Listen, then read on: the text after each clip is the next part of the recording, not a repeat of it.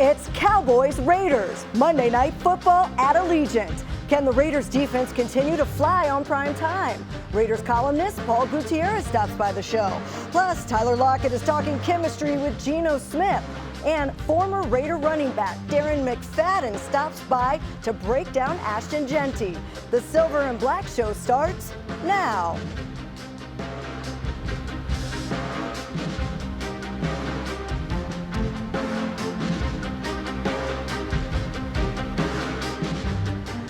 Welcome to the Silver and Black Show. I'm Amber Theoharis. The matchup with the Cowboys is a hard one to predict. It's not often that you face a team with a top 4 offense and a 31st ranked defense. It will be a test for Max Crosby and company, who just held the division-leading Broncos to 10 points. And it could be an opportunity for Geno Smith to find a rhythm against a struggling pass defense. But there are a lot more variables. And to talk about all things Monday night, we welcome our first guest, Raiders columnist Paul Gutierrez. It's always good to catch up with you, Paul. Let's start with this. You know, the Raiders defense, they looked really good out of the bye. We saw the secondary had probably one of its best games of the year against the Broncos. But now they face the Dallas Cowboys. Dak, CeeDee Lamb, George Pickens, they're all having career type of years. What's the first thing you're going to be looking for in that matchup? Yeah, thanks for having me, Amber. And again, it's one of these matchups, right, where it's the Cowboys and the Raiders, and two of the more prolific brands that have ever existed in the NFL. And I always ask myself, how do these two teams not face each other in a Super Bowl back in the 70s and the 80s? But when it comes to this coming Monday night, what the Raiders need to get off on defense is they need to affect Dak Prescott. They need to get to him. They need Max Crosby has to have his presence felt. And in order to do that, he's going to need some help. He's going to be Batman. He needs a Robin on the other side, whether that's Tyree Wilson or Malcolm Kuntz or somebody else to just kind of show up so that they can't double and triple team Max. If he's able to do that, what's going to help him as well is if the offense shows up and gives him a lead with which to play so that he can pin his ears back and get to the quarterback. So it all kind of starts and ends right there for me on the lines, and that's where games are won and lost anyway. So for that Raider defense to really affect that Cowboy passing offense, Max Crosby has to have himself a game. And the fact that this thing is on national television primetime, he's going to be pretty jacked up and pretty amped up to play and show his wares again. No doubt about it, but it's not just the passing game. Javonte Williams has kind of resurrected his career in Dallas. He's a top 6 running back. If you had that on your bingo card, maybe you should go buy a lottery ticket. But what is going to be the key to the matchup in trying to contain him and stopping the run? Yeah, it's something else that's come up of late is that there's been a little bit of criticism, unwarranted actually, of Max Crosby's run stop game as a pass rushing, as an edge rusher. And if you look at the numbers, he's one of, if not the best run stopping edge rusher in the game with all those tackles for loss and the way, again, he affects the quarterback. But that's the key is setting that edge on the outside and going, because those big defensive tackles, that's what they're there for. That's what Adam Butler is there for. Yeah, he's a pass rusher who likes to get to the quarterback. He got his first sack last week, but that's what the key is setting the edge on the outside so that those big guys in the middle, the defensive tackles. And that's where Tyree Wilson can also, if they're in some third and longs, you put Tyree Wilson in the middle of that, where a couple times last year you saw him standing up over the defensive tackle, and you have that big of a figure there, that's going to affect the running game as well. So again, it all kind of starts and ends to me with Max Crosby, whether he's able to get to Dak to affect the passing game or whether he's able to seal the edge and force the running backs up the gut. One of the things we saw with the Broncos, it does not matter what the defense does. They can hold a team to 10 points. If the offense doesn't score points, they're not going to win games. So let's talk about the offense. The big storyline is that the line is banged up. No JPJ. We know Colton Miller has been out. How could Geno Smith help his own case against the Cowboys? Yeah, and that's the thing with quarterbacks, right? They get too much of the credit when things go right, too much of the blame when things go wrong. And the truth is usually somewhere in between. When you have an offensive line that banged up, where he's going to get help and how he can help himself is the play calling. Short, quick passes that keep the defense on their toes. And that goes to Chip Kelly. So whether it's guys like Stone Forsythe that really haven't noticed, and that's a good thing. We're offensive linemen. You don't want to notice them unless they're pancaking somebody. When you notice them, that means they're usually getting beat. Stone Forsythe out there replacing Colton Miller. Charles Grant, the rookie, might get some run. Caleb Rogers at guard might get some run now because of the injuries. So that's how he can help himself the most, is by those other guys stepping up on the offensive line. You also can help yourself if you have an all-world tight end and you can target him more than 3 times during a game. not at all in the second half at Denver. So that is borderline criminal what happened there. But again, the Broncos are professionals last week as well, and they wanted to have their game plan to take him away. But I just always go back to Al Davis's old saying, yeah, it's nice. We'll take what the defense gives us, but you got to take what you want as well. And there's a very fine line between that. And that's how Geno can really help himself. Exactly. What is your theory with that? Because obviously the game plan is not to give Brock Bowers 3 targets. Do you feel like the plays are in there, but then it comes down to a trust issue, decision making with Brock Bowers? All the above, yes. I mean, it's hard to climb. I mean, when that game is going 1,000 miles an hour and he's injured and he can barely move. I'm talking about Geno on that last drive, and you could say, well, why is he even in there? Did he give the Raiders the best chance to win? And then you look and say, well, he did get him to the 30-yard line. He did get him in position to at least tie the game. So whether it's a mental issue, whether it's a physical issue, whatever it is, he really has to just go out there and let it sling. Be the same guy that we saw in that season opening win at New England. One of the Patriots' only 2 losses on the year, by the way, because that was a different guy in week 1 than what we've seen ever since. And you see little flashes here and there where he's still trying to, I'm not going to say force passes, but when he's threading the needle, that is what is key for Geno Smith, when he has that supreme confidence in himself to let it fly. Again, we don't know what the playbook is telling him. We don't know what Chip Kelly is in his ear telling him to do. But at the same point, you need to see more of that confidence, and nothing shows through more in that confidence than if he is threading that needle and hitting his guys and letting his playmakers make plays. Again, Brock Bowers.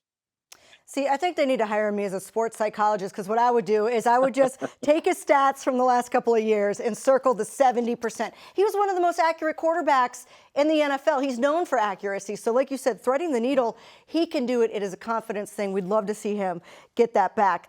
Let's talk a little bit about the defense of the Cowboys. You say it's easy to say they're one of the worst pass defenses in the NFL. Well, Jerry Jones knew that, and he goes out and he trades for Quentin Williams, a defensive tackle. He gets Logan Wilson as well. Those are no 2 slouches. So how do they change? This is their first game with the Cowboys. How does their presence change the Cowboys' trajectory?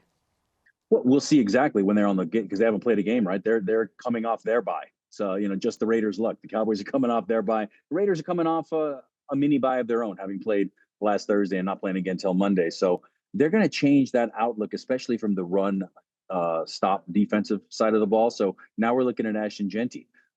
Again, what we've wanted to see from the Raiders from day one, especially from a Pete Carroll offense or a Pete Carroll team's offense, is a running game. They want to establish that early and often.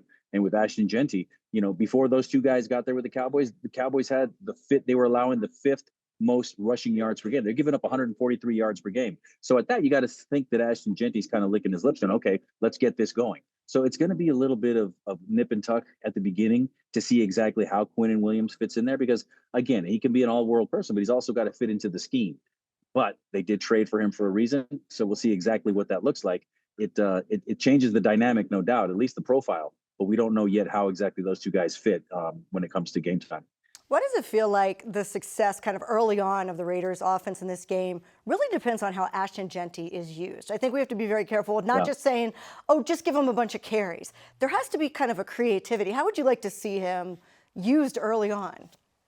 I'd like to see him used in space, and that's what we've seen the past few games. Yeah, we've seen it used in space, whether he's getting little hitch passes out on the side or screen passes or a pitch here and there, letting him create, letting him see the field up in front rather than just all these dives between the tackles, between the guards.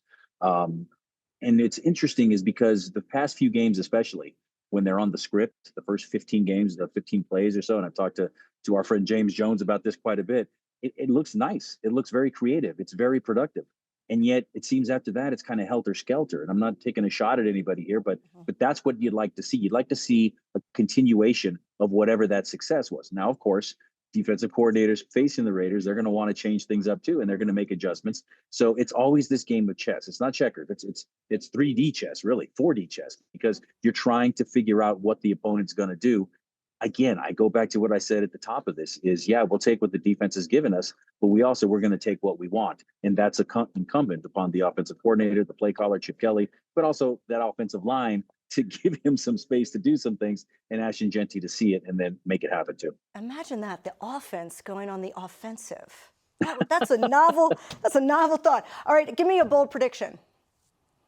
Bold prediction. I think this is going to be a high-scoring game after what we saw on Thursday night, and it was your typical Thursday night game where both teams are kind of beat up and they're trying to figure out exactly who they are and do they even want to be there. 10-7 final. I think this thing's going to be both of these teams with massive fan bases they have and with the national television audience and Allegiant Stadium and a lot of fans are going to be in there from the other side of things. I think it's going to be a high-scoring game.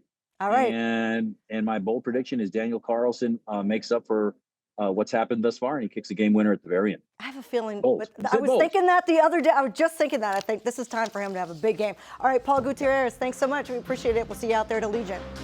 Thank you. See you then. All right, coming up, can Geno Smith's trust of Tyler Lockett pay dividends against the Cowboys? The Raiders' newest receiver joins the show next. At Cox, we're always a step ahead. There you go. I'll show you. Like, before your basement became Movie Central, we made sure you'd have strong Wi-Fi, even down here. And you can rest easy knowing the price of your plan won't go up for 3 years. Guaranteed. See? He's looking out for you, and so are we, with advanced security that blocks threats on your network. Good boy. Whatever the future brings, Cox will keep you a step ahead. Oh.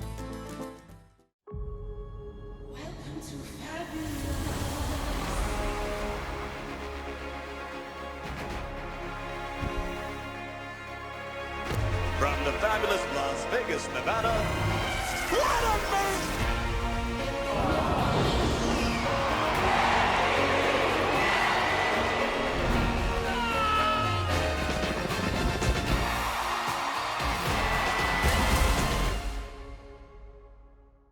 Every year, millions fly with us at Allegiant because together, we go places.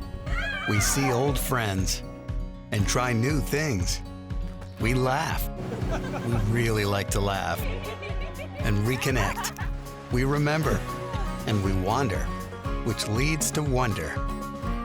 From how we go to where we go to what we do when we get there, we go further together.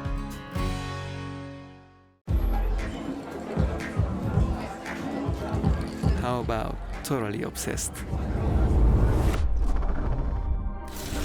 We created a cocktail that requires 7 unique ingredients. The most important one, 1800 tequila. Just as obsessed with taste and quality as we are. The world's most awarded tequila, proudly poured at the world's best bar. The Silver and Black Show is brought to you by Cox, proud partner of the Las Vegas Raiders. Allegiant, the official airline of the Raiders. Low fares, nonstop flights, only at Allegiant.com. Victory Live, connecting the world of live experiences. And by 1800 Tequila, official partner of the Raiders. Taste is everything. Please drink responsibly. Some people have Ring or ADT or whatever you use for security. Well, the security blanket for Geno Smith has been Tyler Lockett. Lockett motion, here comes the blitz. Geno, clean pocket, dumps it, caught. Lockett at the 45, stretches the ball across, and he has the first down. Picked up 7, and it's his first catch as a Raider. Geno in the shotgun, Genty to his left, second down, back to throw. Genty's open, he throws near side. Tyler Lockett has it inside the 50, spins out of a tackle, and he's inside the Denver 45.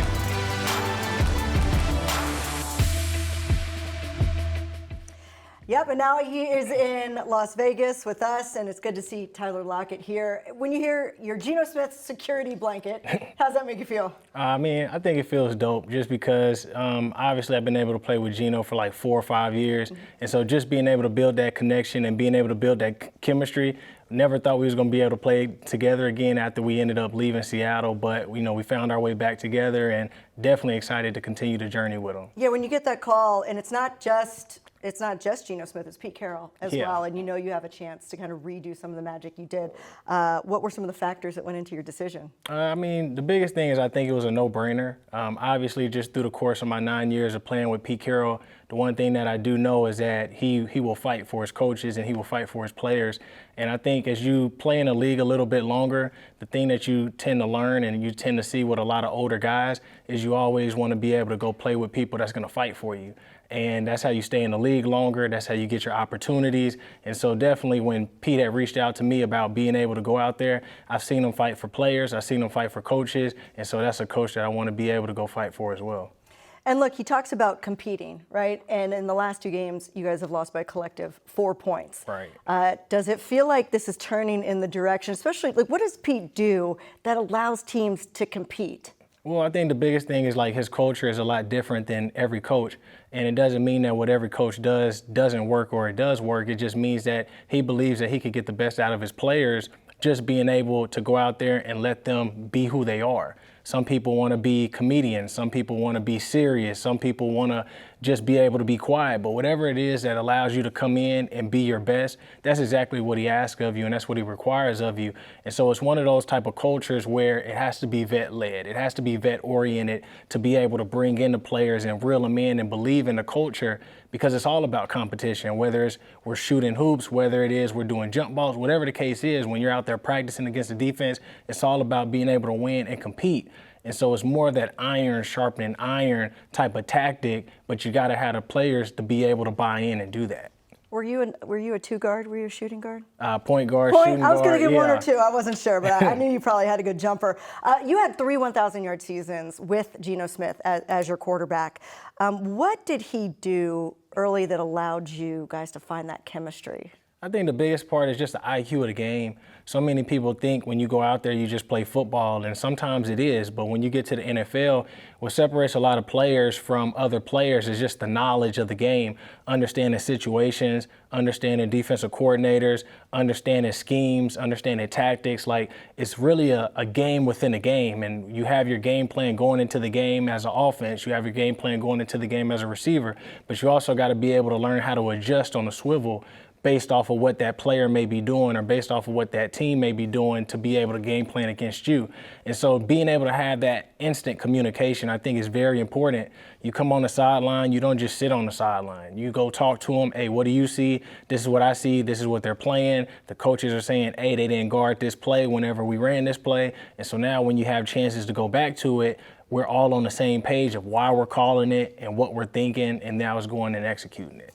This is your 11th season. You probably never take a primetime game for granted. What is the mentality of not just a veteran like yourself, the locker room when you're going into Monday Night Football? Well, I mean, I think Monday Night Football is like big, right? Everybody wants to be able to watch you because you're the only 2 teams playing, and everybody wants to put on a good show. But I do think one of the things that Pete did bring a long time ago that I do, continue to harp on is every game should be a Super Bowl mentality, and every game should be a Super Bowl matchup. And if you treat every game as such, you understand that there is no tomorrow, because the Super Bowl is the last game of the year. Mm-hmm. And so you treat it as the last game of the year, and you approach it as the last game of the year. And then once that game is taking place, now you get ready for Super Bowl preparation. And so if you start to have that type of mindset about it, when you get to the playoffs, you don't change your mindset and try too hard. There is no over-trying, because you're already treating it as if this is all we got. So in this game, you guys want to dictate what happens, right? So what can you do early? What does this offense need to do early to make the defense adjust to you? Because too often this season, we've seen you guys have to adjust to them. Yeah, I think the biggest thing just for us as an offense, and I think we've seen it a little bit in Jacksonville, is just time of possession. And the more that we can be able to hold on to the ball, the more we can be able to execute third downs. One of the things that I've learned is that, we got to get better at 3rd and short. So 3rd and 1, 3rd and 2, like those are the things that we haven't been getting first downs on. But 3rd, 4, and 6, we've been doing a great job. And so the more that we're able to move the sticks and control the clock and go out there and score touchdowns instead of trying to always kick field goals, it puts our defense in a great situation, because now all of a sudden we talk about IQ of the game. Now they know, like, hey, this is pass down situations. We don't have to worry about the run as much, because now we understand that they're going to be kind of like one-dimensional. And the more that we could take control of what we can do as an offense, we can almost narrate the game for what the defense is going to start seeing, because they have less amount of time and opportunities than we do. Sounds simple. Just hold on to the ball, right? Long drives. Football's simple. That's but right. It's also hard. Yeah, that's right. You were the most targeted receiver last week.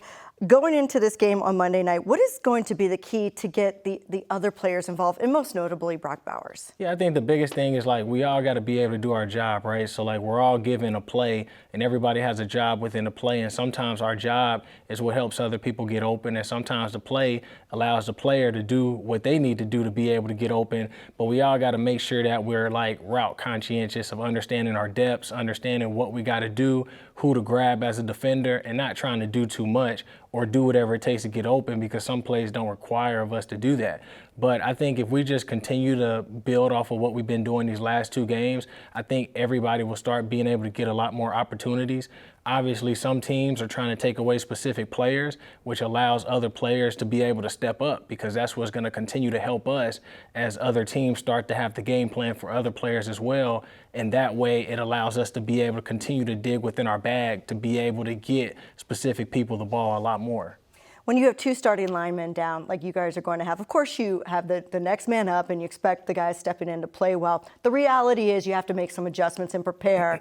What adjustments are made? How does Gino specifically prepare for probably less time this week? Well, I mean, I wouldn't say if it's less time or not. I think the biggest thing is that every time somebody goes out and a new guy goes in, you got to be able to recreate that communication level and build that chemistry. So whether it's a center or whether it's a tackle or a guard, you want to make sure that everybody's on the same page and visualizing and seeing the game the way that you see it to be able to go out there and win, because each week is different. And so some calls you call heavily this week, the next calls on the O-line, you might not call it at all. But for the most part, it's making sure everybody's on the same page, understanding how to pick up blitzes, understanding how to ID certain players, and understanding like what's coming. Are they bluffing the blitz? Are they not? Like all of that is just within the film preparation. And so some of the things that we can definitely get better at as a full team and just as an offense with every position provided is just the stuff that takes no talent.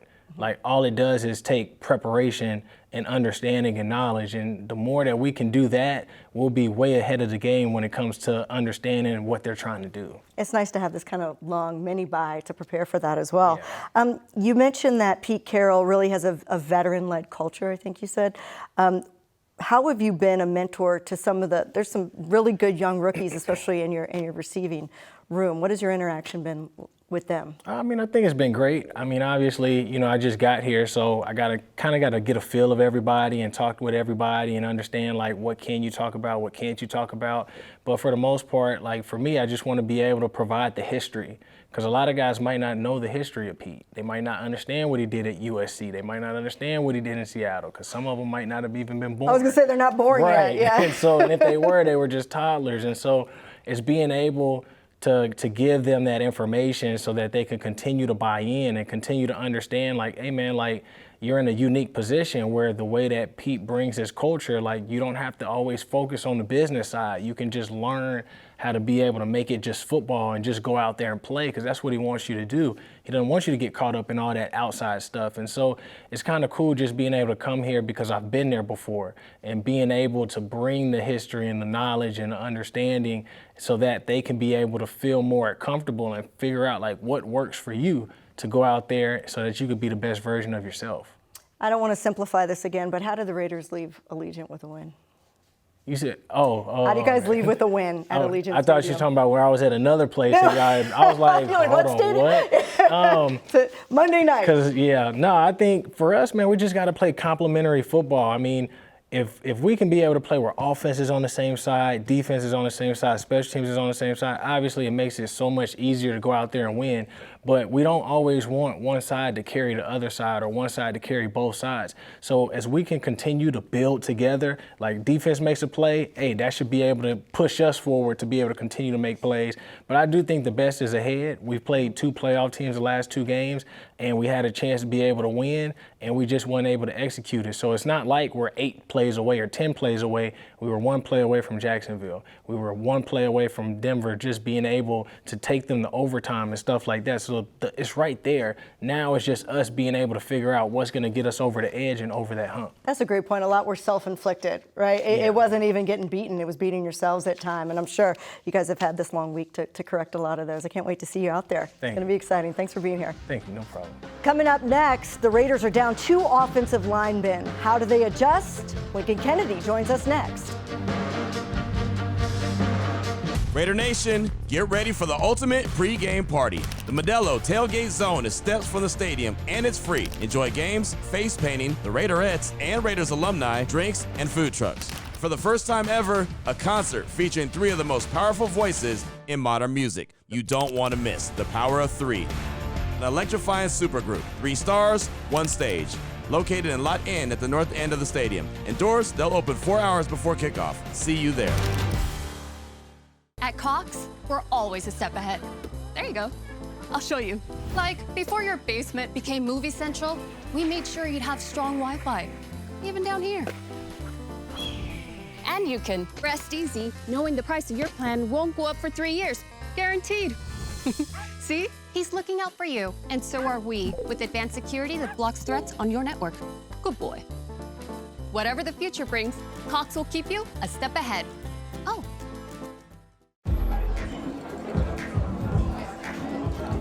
How about totally obsessed? We created a cocktail that requires 7 unique ingredients. The most important one? 1800 tequila. Just as obsessed with taste and quality as we are. The world's most awarded tequila, proudly poured at the world's best bar.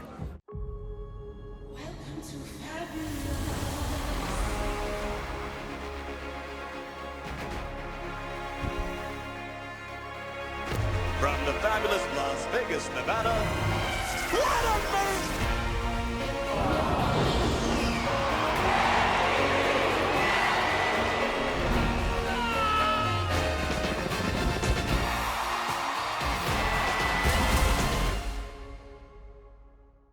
Every year, millions fly with us at Allegiant because together, we go places.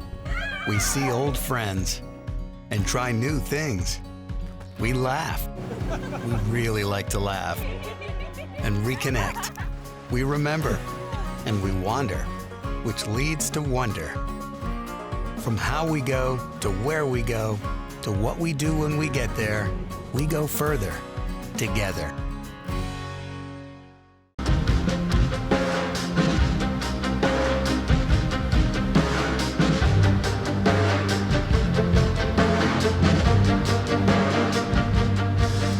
Welcome back as the Raiders face the Dallas Cowboys on Monday night. Lots of question marks around the offensive line with both JPJ and Colton Miller out. And to talk more about how this offense can adjust, let's bring in Raider Nation Radio's Lincoln Kennedy. And Lincoln, it's fitting to have an offensive lineman here. There's no doubt, if you looked at that game against the Broncos, Gino didn't have a lot of time. There was a lot of struggles. How do they adjust now that they've had longer than a week? They've had kind of a mini bye, knowing they're not going to have these 2 linemen. Well, Amber, I've always thought that, a running game is a quarterback's best friend. And we have yet to see this offense get in a true identity throughout the season. And as far as it goes, you're going to have to establish Ashton Genty or this running game. That's going to be able to help Geno Smith. Is also going to be able to help the offensive line, because the best way to instill confidence in offensive line is have these guys go forward and be able to dominate the opposing defense. Dallas has a bunch of holes in their defense, and this offense can take advantage of it, but we haven't seen it consistently. It's a gamble, but they're just going to have to do the best they can and going out there trying to run the football. How does Geno Smith adjust? I mean, he knows he's not going to have a lot of time. He has to go in expecting that.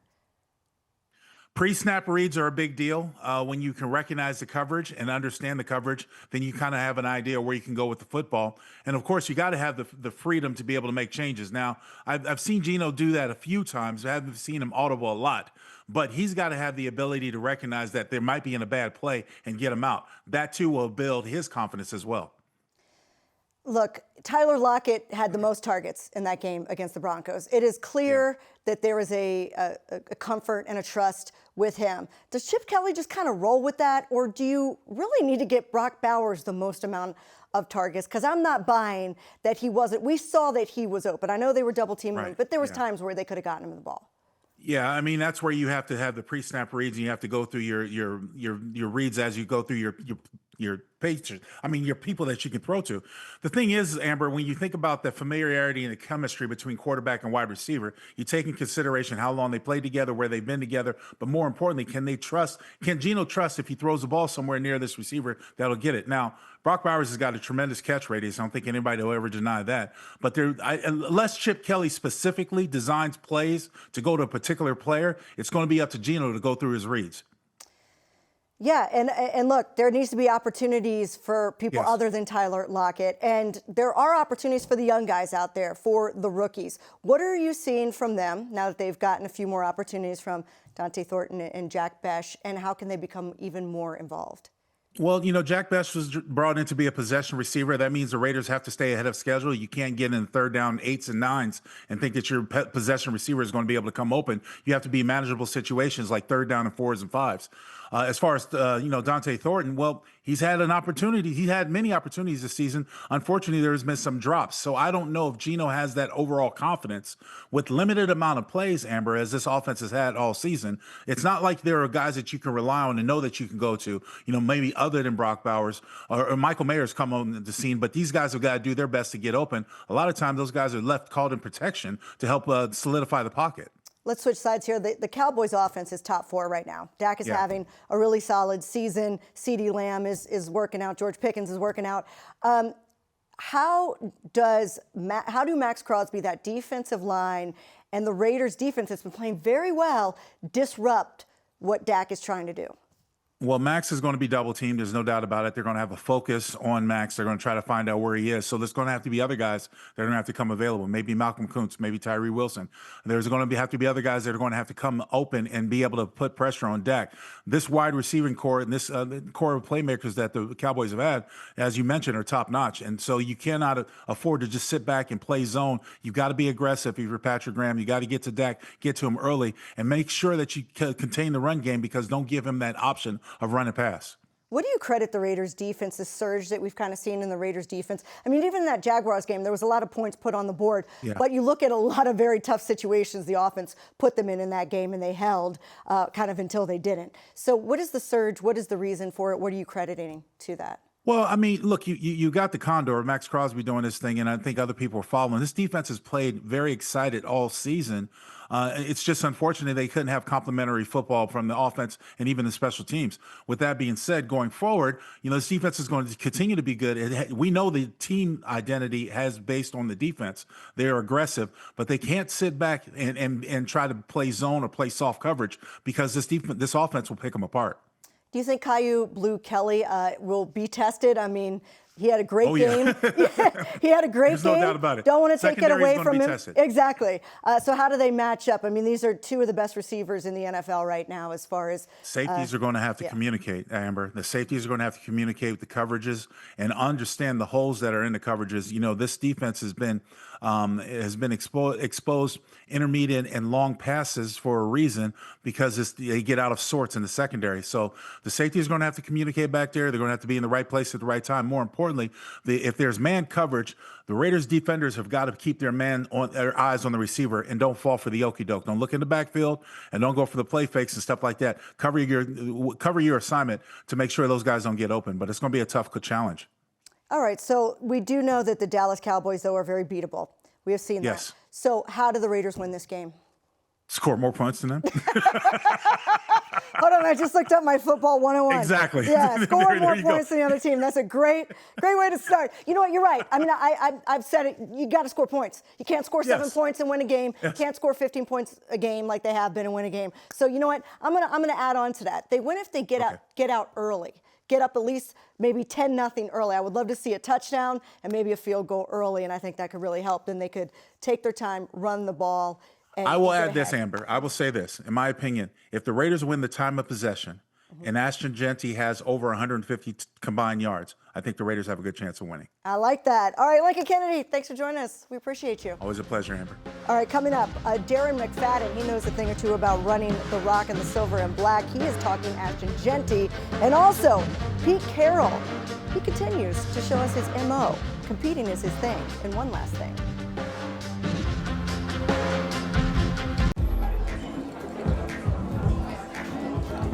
How about totally obsessed? We created a cocktail that requires 7 unique ingredients. The most important one, 1800 tequila. Just as obsessed with taste and quality as we are. The world's most awarded tequila, proudly poured at the world's best bar. At Cox, we're always a step ahead. There you go. I'll show you.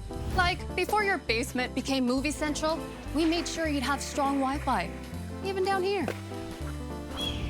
And you can rest easy knowing the price of your plan won't go up for 3 years. Guaranteed. See? He's looking out for you, and so are we, with advanced security that blocks threats on your network. Good boy. Whatever the future brings, Cox will keep you a step ahead. Oh.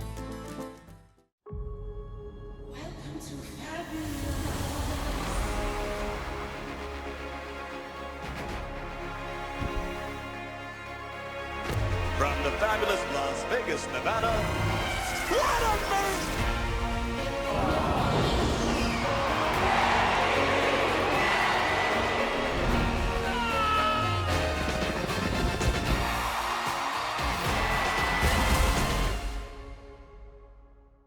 Every year, millions fly with us at Allegiant because together, we go places. We see old friends and try new things. We laugh. We really like to laugh. And reconnect. We remember. And we wander, which leads to wonder. From how we go to where we go to what we do when we get there, we go further together. The Silver and Black Show has been brought to you by Cox, proud partner of the Las Vegas Raiders. Allegiant, the official airline of the Raiders. Low fares, non-stop flights, only at Allegiant.com.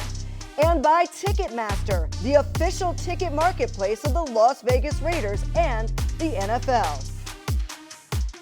Welcome back. If the Raiders are going to beat the Dallas Cowboys on Monday night in front of the nation, they're going to have to run the football. And our next guest knows a thing or two about running the football in the silver and black. We welcome in Darren McFadden. Hey, Darren, it's good to see you. Hey, how's it going? I appreciate you guys having me on. Well, we needed somebody that knew a little bit about offensive lines and running the football. So, of course, you're the perfect guy. You played, though, for both the Dallas Cowboys and for the Raiders. What's the first thing you will be looking for in this matchup on Monday night? I tell people I had the honor of playing for 2 great organizations. I enjoy playing for both of them. Been 7 years in Oakland, and so that's what my heart is. And so I'll be looking for the Raiders to go out there and handle their business against the Cowboys. Ashton Genty, the rookie running back, is second among rookies in rushing yards. What are your thoughts when you look at him play? What do you think about him? And he's definitely a bright spot watching him play out there. He's the guy, he runs the ball hard, man. He looks like he knows what he's doing when he's out there. He don't run the ball like a rookie. He looks like he's been here before. We actually talked to Maurice Jones-Drew, a guy that played at the same time you were playing. He talked about getting Genty touches even when opposing defenses are stuffing the run early. So the difference between carries and touches. So how can Chip Kelly kind of be creative to keep him involved in the game, even if Dallas is doing a good job of stopping conventional runs? That's one thing with football. At the end of the day, you want to get the ball in your playmaker's hands. And, he's a guy that can make plays. So whether it's you're handing the ball off to him or trying to throw it to him in routes, or then you know me, I'm a fan of him even lining up back there and taking direct snaps. So just whatever kind of way you can get the ball in his hand, man, it's gonna make for a good thing for the Raiders. The Raiders, they only have 18 sacks on the season, even with Max Crosby. That's a little surprising. Did you think that they'd be a little bit more successful with the pass rush? And who else can step up, kind of help out Max? I can't say that I'm surprised. They're not. It's always an up and down thing. Seems like you have guys some years go out there and put these numbers up, and it's just one of those deals where you want to get somebody else to take a little pressure off Max. Man, he's always doing a heck of a job out there. I love watching him play, man. The passion that he slays with, and it's just we just have to have somebody else step up to that plate right there and just try to take some of that slack off of it. All right, I want you to finish this sentence. The Raiders will win if. Well, I feel like the Raiders will win if Ashton Gentry rushed for over 100 and probably 2 touchdowns. All right, I like it. I think Raider Nation would love to see that. Hey, Darren, it's so good to see you. Thanks for joining the show. Appreciate you guys. Have a good one. All right, take care. Time now for one last thing. Yes, the Raiders are 2-7, but since the bye, they've competed. They lost to the Jags and Broncos by a collective 4 points. Compete, compete, compete. That was the mantra throughout training camp, and Carroll knows his team is battling. I'm so fired about the way we played in general. There's a lot of in-between things to talk about, but the way that they competed was just what we're hoping for. It was just what we're looking for.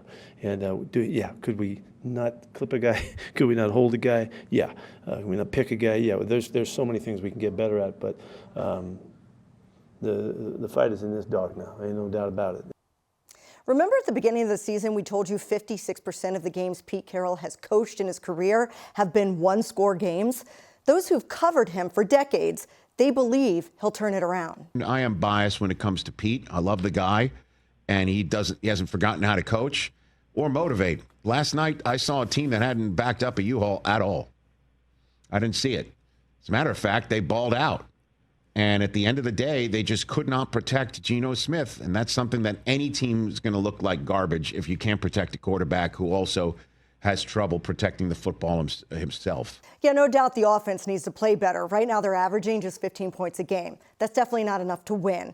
But we've seen a rise in this defense. Last week, they held the division leaders to 10 points, had 2 picks from Caillou Blue Kelly. And check this out. They held the Broncos to just 30% on third down. That's winning football, and it has Cowboys media buzzing. Much as we talk about Max Crosby, we're not talking about this guy right here, Patrick Graham, the defensive coordinator that has a lot of respect around there, that was over there at the Giants for many years and seen guys like Dak Prescott, a young CeeDee Lamb. So he has some familiarity over here, and he's a good defensive coordinator that can make these adjustments. And so he's going to want to use that. He's going to want to use the momentum that he has right now, coming and playing a good defense. Pete Carroll being the defensive dominant head coach, me being around him, I know him. The way that he's going to go in there and talk to them, he's going to say, hey, guys, forget what the record says. Go in here and look what we just did this last week. He's going to show them their highlight tape, make them believe in it and eat it and say, hey, defense, y'all are the backbone right now. So the Cowboys should be worried about this game, and this can be one of those trap games that makes me a little nervous right now. But this league is about wins. With 2 offensive linemen out, the offense definitely needs to score. The new look special teams unit has to hit the layups. Close games are only fun if you're on the winning side. And for those attending Monday Night Football, a little note here. Before the game at the Modelo Tailgate Zone at Lot Inn, 3 of the most powerful voices in modern music will perform together as the Power of 3, an electrifying supergroup that unites platinum-selling guitarist and singer-songwriter Orianthi, legendary drummers Cindy Blackman Santana, and world-renowned bassist Rhonda Smith. Doors open 4 hours before kickoff. The concert starts at 3:15. That'll do it for us. It's Cowboys Raiders Monday Night Football from Allegiant. I'm Amber Theoharis. Have a great weekend, everyone.